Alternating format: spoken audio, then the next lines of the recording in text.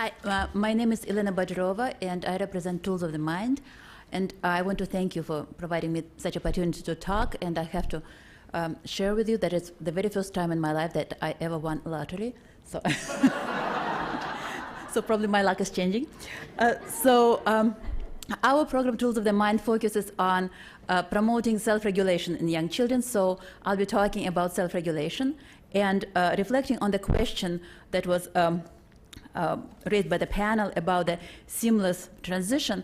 It made me think about different kinds of way to make it seamless, not just in terms of age and developmental stages, but also in terms of different settings in which children of this age spend their time, but also even within the same setting between different activities, different ways children interact with adults and with other children, and how our developmental science informs what children develop in those different settings and different interactions.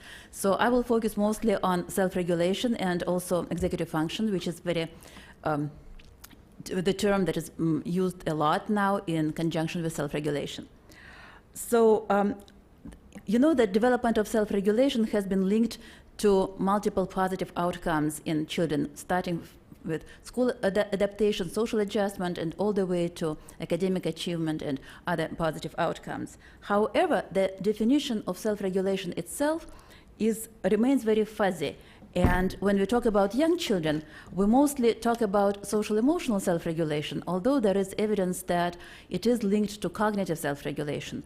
But when we talk about infants and toddlers, then very rarely we hear about prerequisites for cognitive self-regulation. And when we hear about older children, then there is a lot of talk about cognitive self-regulation. So one of the directions of making this more seamless is looking for common prerequisites for self-regulation, both in social-emotional and cognitive area. And self-regulation is a complex process that has many facets, and things that we sometimes only detect in older children definitely have their prerequisites in younger children, although they may not look the same. We also need to know more about factors that impact development of self-regulation, including environmental factors, especially about the interactions that are most beneficial for development of self-regulation. We know some of it, but we don't know enough to inform our teachers and care providers how interacting with children can support beginning stages of their self-regulation. And also, what we need to know more about is how self-regulation impacts subject-specific learning. Again, we know a little bit about that in older children, but for example, kindergarten-age children, how do they develop comprehension monitoring? We know about literacy and comprehension in relation to literacy, but what happens with their self-regulation when they stop and think whether they understand something, whether something makes sense? On the other hand, although the term self-regulation and executive function is now used increasingly more often in our discourse, there is still a huge gap between what we know and how it is being implemented in practice.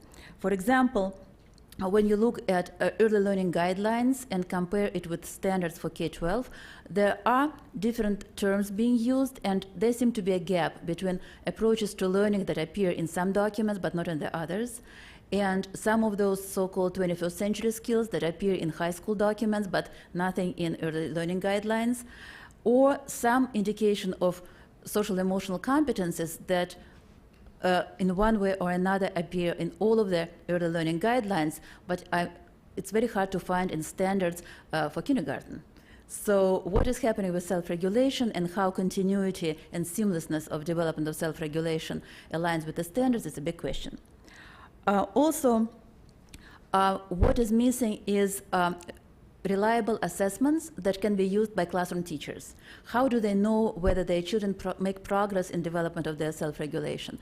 Most of the instruments that are offered now are just observational questionnaires, and they are pretty fuzzy themselves, so teachers may not know how to reliably detect children at risk of developing poor self-regulation. Also, we don't know how self-regulation affects the quality of children can be linked to the outcomes of high-quality programs. From my opinion, that should be one of the indicators of high-quality programs, the programs that benefit children in terms of developing self-regulation. Okay? That's all we can do. Okay. Thank you. Mm-hmm.